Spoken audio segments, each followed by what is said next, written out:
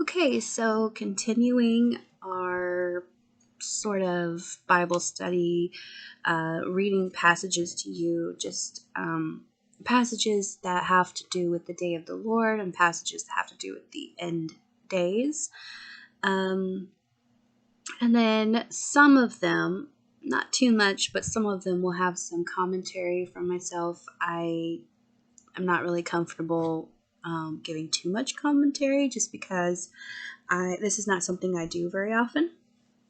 But today I want to read to you some passages from the book of Joel. If you have never read the book of Joel, I highly recommend that you do, because Joel is very prophetic, and it's a short book. It won't take you long to get through it, and it's very interesting and enlightening. So here we go. I'm going to read you just a few things. Joel chapter 1, verse 15 says, "Alas for the day, for the judgment day of the Lord is at hand, and it will come upon the nation as a destruction from the Almighty. Rest assured that the destruction that comes will not be because of some random events. It will not be because of global warming. It will not be because of some government. It won't be because of any of those things.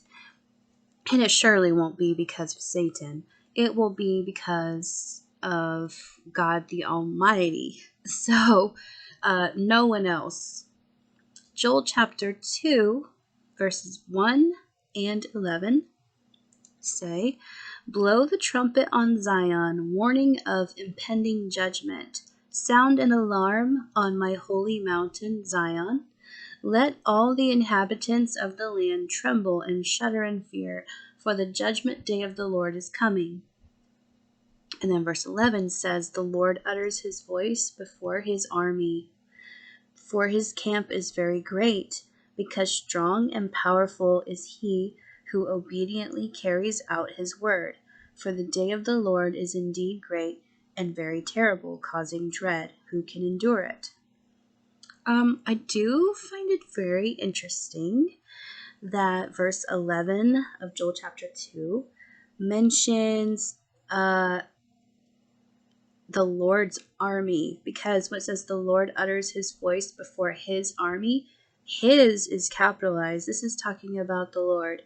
So it references his army, and his camp is very great.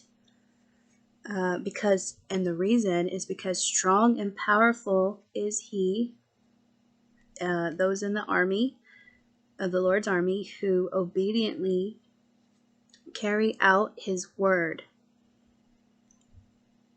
So I do believe that means that those of us who are warriors for the Lord, those of us who are living righteously and holy lives, we are going to, some of us are going to have a part in the great harvest.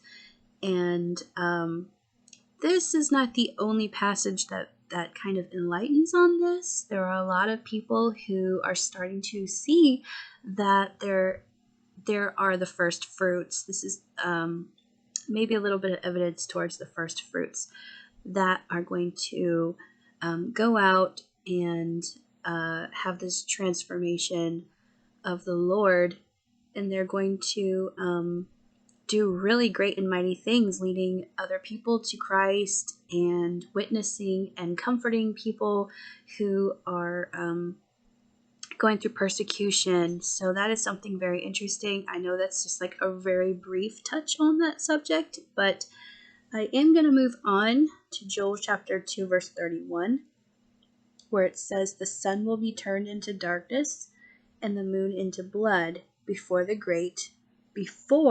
notice the word before the great and terrible day of the Lord comes." So that can kind of give you a reference of the timeline. So this will happen before the great and terrible day of the Lord comes. Joel chapter 3, verse 14 says, "Multitudes, multitudes in the valley of decision," which is the valley of judgment. "For the day of the Lord is near in the valley of decision, when when judgment is executed. And let's see, am I going to go ahead and read this passage too? I think I'm going to go ahead and cut it short here. This is going to be a really short part. I don't want these videos to be really long. I don't want you to feel like it's some like 20-30 minute long video, and it's just hard to listen for that long. So I'm going to cut it off here. I have so much more to get into with you guys, and it's just mind-blowing how much the Lord has been teaching me, and I really hope this is a blessing for you. So I'm going to go ahead and end it here, and stay tuned for the next part. Have a blessed night.